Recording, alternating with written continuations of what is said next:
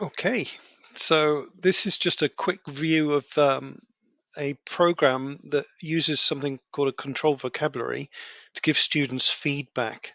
So the task that students have to do is they have to identify abnormalities in medical images. Um, so what they're going to do is they're going to copy an accession number, which is a unique number for a particular image, into um, our picture archive and communication system that we have in the university. So I'm going to paste it into there, and it's going to search for an image, and it's found an image. Okay, and here we have the image. And so this system here is our picture archive communication system. We bought that off the shelf, but in order to make it a quiz, then we created this program, which is running in a web browser, which is a controlled vocabulary. Now, clearly, we could use any sort of MCQ sort of tool like the Blackboard tool, but this has got a little bit more interest to it because it's almost an expert system, really. It's what's called a controlled vocabulary. So we're going to select this case, and it asks us the question whether or not there's an abnormality or not. So we're going to say no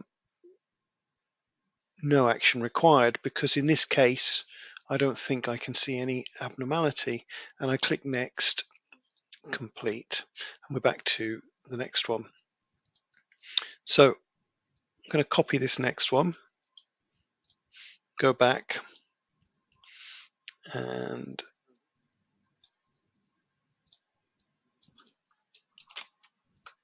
drop it on that and view it again. Okay, so I'm going to just change this to one image that we can see at the time. So this is someone's humerus, obviously.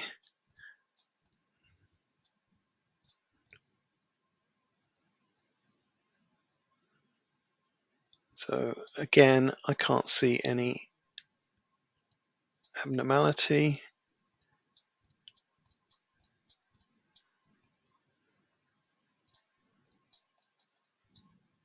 So that's going to be normal.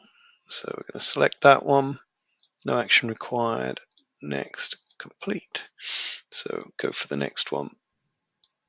So this tool is being used by our students weekly. They get 35 cases a week, and that gives them a lot of experience.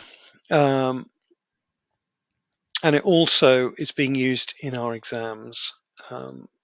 So the students are faced with this in their exams as well, because this is a real, this PACS is a real clinical PACS, so they're getting the experience of using a real clinical tool.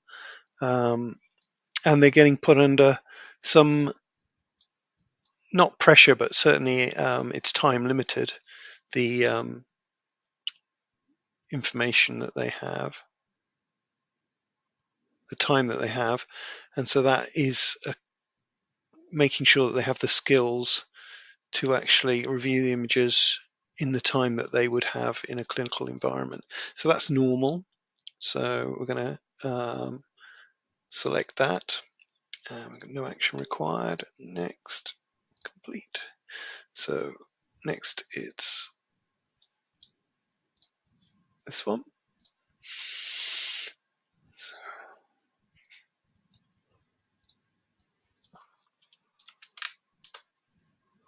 okay, so we'll look at this one. Okay, so bingo, we've got our first issue. So you might be able to see here that there's disruption in this bone. This bone's the tibia, and there's disruption here. These dark areas are not normal. It should look like this. And so we've got these dark areas here. Also, you'll notice that there's this line here. It doesn't follow a straight line. So there's clearly a break here. And again, this should follow a straight line. And you can see it drops down. So there's definitely a fracture. So this is what's called, so this is the lateral aspect with the fibula. This is called a lateral condylar fracture of the tibia. Okay, and if we look at the alternate image, the lateral image, you can see that, let's just zoom that in a little bit. You can see that there's a fluid level here. So the knee joint pushes out above the patella here and back, and that's normally full of synovial fluid. But here what we've got is we've got blood pooling in here from the fracture, and it's pushed the fat up, and the fat shows as a darker area. And so although we can't see the fracture in this image, we can see the consequence of the fracture, which is bleeding into the joint. So we're going to select this one.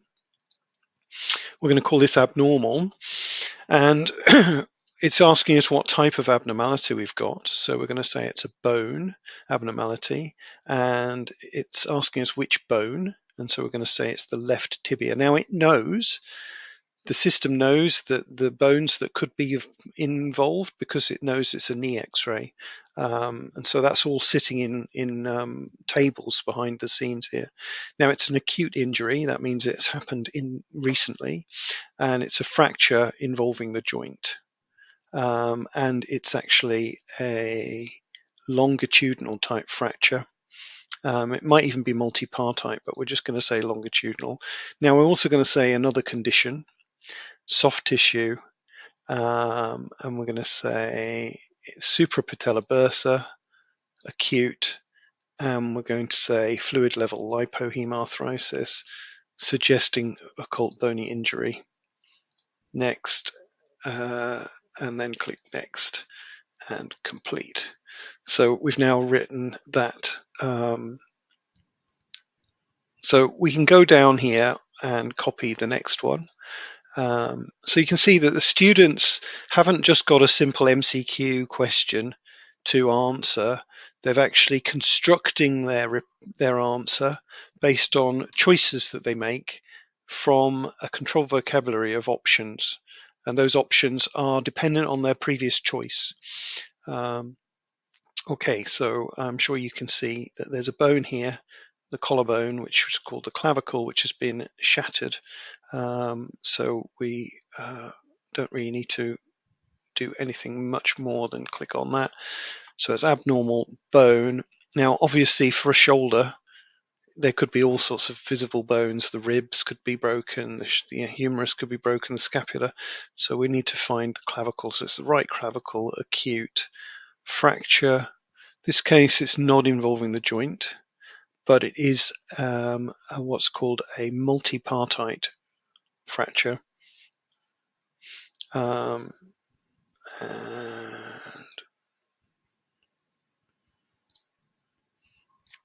that's complete. So you can see that we would go down here and we'd do the whole set. So the students would need to do all of this in about, it's a 30 cases, so it probably should take them about 30 minutes.